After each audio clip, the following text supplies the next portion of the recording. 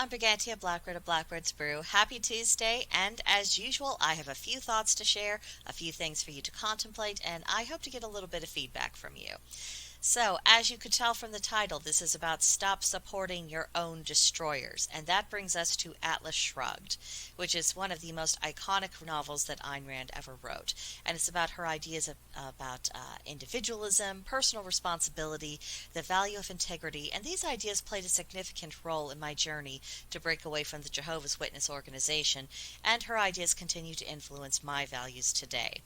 Throughout Atlas Shrugged, the question, who is John Galt, comes up again and again, and this culminates in John Galt giving a speech in which he is diagnosing the sources of the problems present in his society and makes the case for why his values are the antidote for those problems. Now, there's a number of passages that I could quote that have relevance and application for our present day, but I just want to present one passage to you, and just let's consider it for a moment. It's John Galt speaking, and he says, I am speaking to those who desire to live and to recapture the honor of their soul. Now that you know the truth about your world, stop supporting your own destroyers.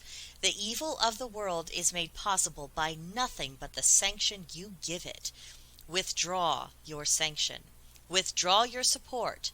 Do not try to live on your enemy's terms or to win at a game where they're setting the rules.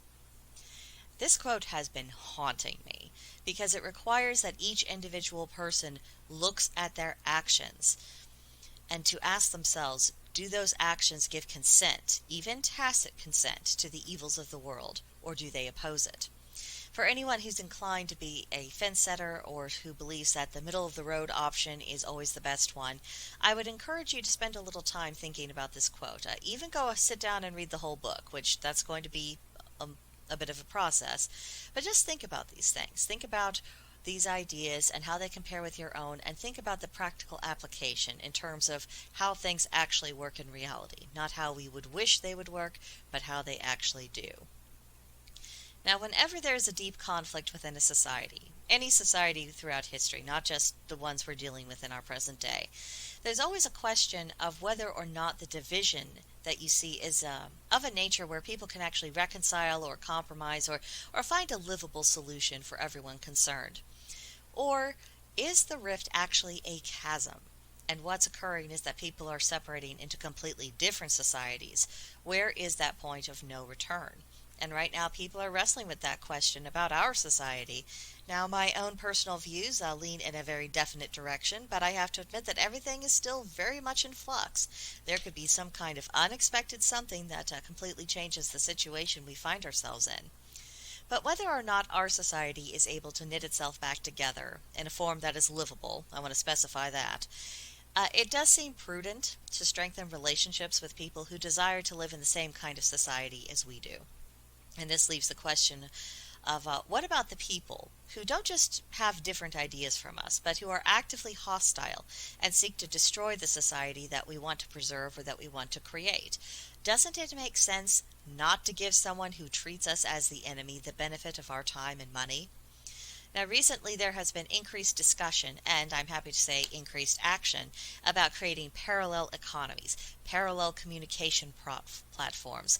And essentially you have many people of the like-minded coming together and figuring out how to create products and services that enable us all to get by, to support each other, promote shared ideals. That way, if ever there was an absolute separation, we would already be better positioned to look after ourselves and to be able to function as a separate society in its entirety. Now, obviously, such goals are going to encounter bumps in the road, and not everything is going to be as convenient as what we were once accustomed to. However, I am more and more persuaded that the time has come to make a few sacrifices and to be more focused on helping the goals of people who are not hostile towards us or those towards who we care about, and to start being vocal as individuals and taking a stand in both word and deed against the ideas and practices that are inherently destructive to us. And that's what I'd like to leave you with today. Just thinking about if your actions are supporting the kind of world you want, or are your actions supporting the goals of a world you don't want. And I'd like to encourage people to not be afraid to make adjustments if they discover that they are changes that they need or that they want to make in order to bring their actions and their values into better alignment. So what makes the most sense? allowing yourself to be used to serve the interest of people who don't like you and never will? Or does it make more sense to be working in concert with people who share your values and have respect for you as an individual? I think that's something all of us could stand to meditate on. So now let me know what you think, either in the comments section below or on Discord. Link to join in the description box below, and just share your thoughts with me. These are important topics, and I think having more open conversation about it just makes everything a little bit better, a little bit more manageable.